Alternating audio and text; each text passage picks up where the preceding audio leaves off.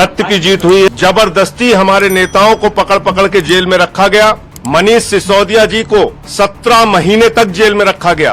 क्या भारत के प्रधानमंत्री उनके जीवन के इन 17 महीनों का हिसाब देंगे?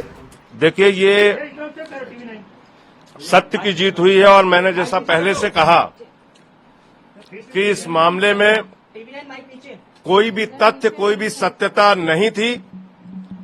जबरदस्ती हमारे नेताओं को पकड़ पकड़ के जेल में रखा गया।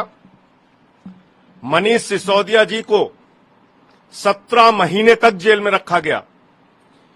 क्या भारत के प्रधानमंत्री उनके जीवन के इन 17 महीनों का हिसाब देंगे?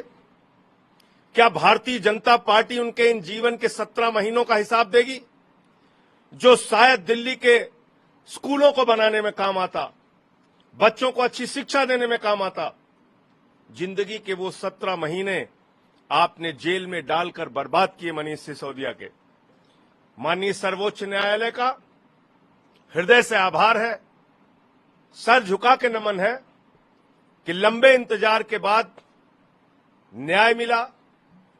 एक फैसला आम आदमी पार्टी के पक्ष में, मनीष सिसोदिया जी के पक्ष में, और एक एक कार्यकर्ता इस फैसले से उत्साहित है। एक एक देशवासी, दिल्ली का नागरिक इस फैसले से खुश है और सब ये मानते थे कि हमारे नेताओं के साथ जोर जबरदस्ती और ज्यादती हुई है। हमारे मुखिया अरविंद केजरीवाल जी को अभी भी जेल में रखा है। सत्येंद्र जैन जी को अभी भी जेल में रखा है। मैं उम्मीद करता हूं जल्द ही उनको न्याय मिलेगा। प्रभु से प्रार्थना करता हूं जल्द ही वो बाहर आएंगे।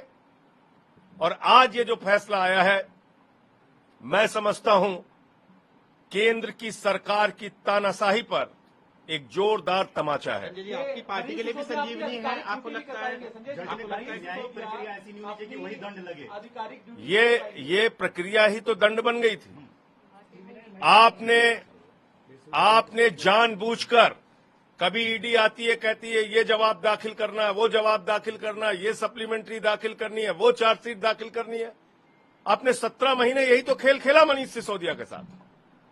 तो इसलिए मैं कह रहा हूं कि फिर दोहरा रहा हूं, एक पैसे मनीष सिसोदिया के घर से बरामद नहीं हुए, एक पैसे उनके बैंक अकाउंट से बरामद नहीं हुए, एक पैसे उनके यहां से कोई सोना गहना प्रॉपर्टी नहीं मिला। आपने जबरदस्ती एक आदमी को सिर्फ अपनी राजनीतिक द्वेष और दुर्भावना के कारण जेल में रखा और आज उस व्यक्ति को न्याय मिला है। मैं हृदय से सर झुका के माननीय सर्वोच्च न्यायालय के इस फैसले का नमन करता हूं। केजरीवाल जी को लेकर उम्मीद बढ़ रही है आप लोगों की जल्दी जमानत? निश्चित रूप से अरविंद केजरीवाल जी को भी जल्द जमानत मिलेगी, वो भी जल्द ही बाहर आएंगे।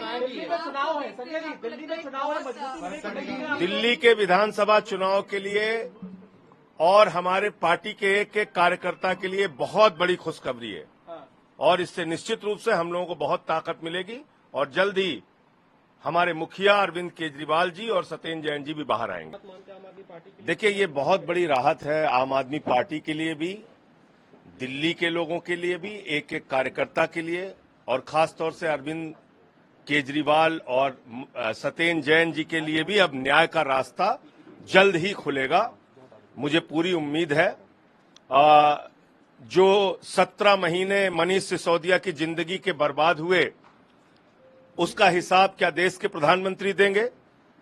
जो 17 महीने दिल्ली के बच्चों के बर्बाद हुए, एक योग्य शिक्षा मंत्री के रूप में जो सेवाएं मनीष सिसोदिया दिल्ली के लोगों को दे सकते थे, उसका हिसाब कौन देगा?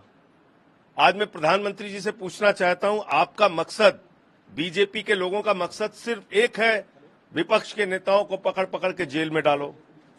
मनीष सिसोदिया के घर से 1 रुपए बरामद नहीं हुआ था, उनकी कोई प्रॉपर्टी नहीं मिली, कोई गहना नहीं मिला, कुछ नहीं मिला। आपने 17 महीने जेल में रखा और ईडी हमेशा तारीख पे तारीख लेती रही, समय मांगती रही, मामले को टरकाती रही।